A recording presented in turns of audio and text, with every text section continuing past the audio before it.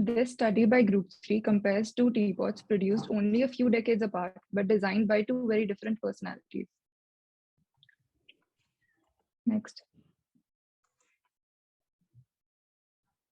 The team consisting of Anushka, Urja, Ritvi, Agastya, and I, Avneet, will be presenting the findings through this presentation.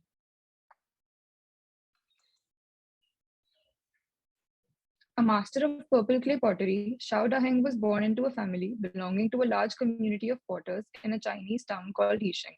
This town was famous for its purple clay pottery. He grew up learning the traditional methods of pottery with conventional and simple designs. Following in the footsteps of his ascendants, Daheng designed unambiguous teapots with a round shape, which were always accompanied by a small lid on top.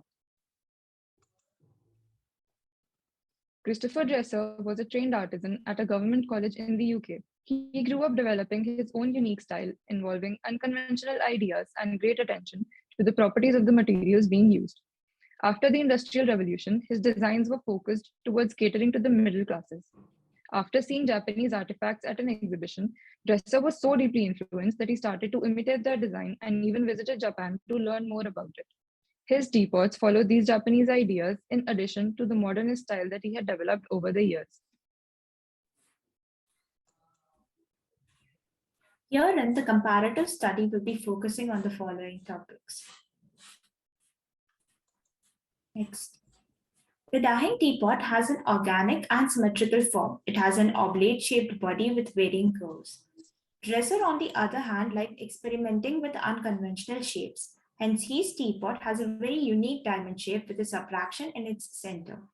The Daheng teapot has a flat base for stability, whereas the Dresser's teapot, on the other hand, has four sleek legs, two each casted perpendicularly on the side walls of its body. Next.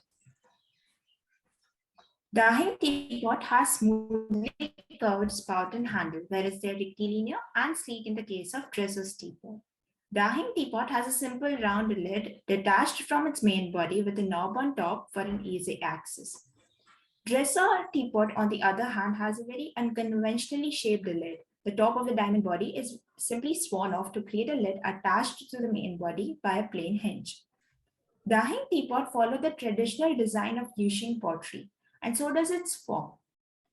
Whereas a Japanese cattle at the London Exposition of 1862 impressed Dresser with its unusual shape, strong double metal base, and a smooth handle which stayed cool to touch. Hence, his teapot was an amalgamation of his own modernist ideology and the Japanese inspirations. Next. The Yisheng teapot is made up of a purple clay called Zisha. Since clay doesn't conduct heat, the teapot does not get hot.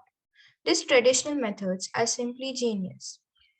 The Dresser teapot is made up of nickel with electroplated silver on its outer surfaces and an ebony handle. When the metal gets hot to touch, the ebony handle works as a safety measure.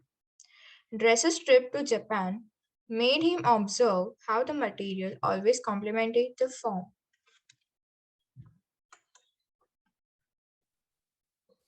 The methods of production of the two teapots reflect their artists' inspirations. The Yisheng teapot is a testament to human skill. They are all handmade rather than being thrown on the wheel. In Yisheng pottery, hard clay is pounded with a heavy wooden mallet into a slab, and the bodies of the teapots can be made in three basic techniques. Segmented teapots are press molded, round teapots are paddled, and square teapots are made by the slab method. Wood, bamboo, metal, and horn tools created through the centuries are used during the process. The Dresser teapot is emblematic of the Industrial Revolution, using soldering sheet metal and a press to shape the teapot. Part of the teapot is made using a lathe. The Dresser teapot combines machine manufacturing with intricate tool work. Next.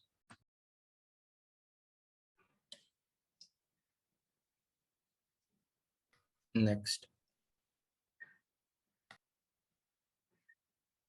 So both the teapots being very different from one another, they also require different maintenance engagements. The Yixing teapots are more delicate than the dresser teapot. They are cleaned in boiled water and need to be dried after wash. The cleaning does not involve soap to prevent the surface from fading.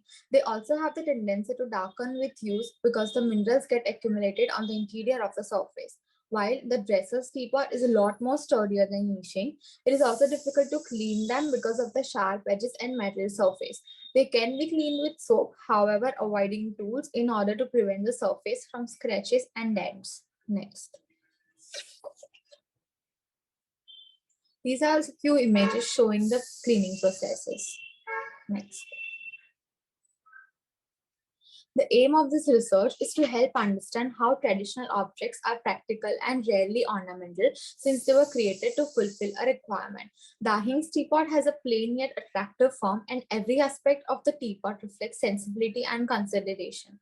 In stark contrast to this lies the dresser's unconventional teapot, which lacks obvious ornamentation but has a complex and rather impractical form because it was created more like a piece of art than a utilitarian object.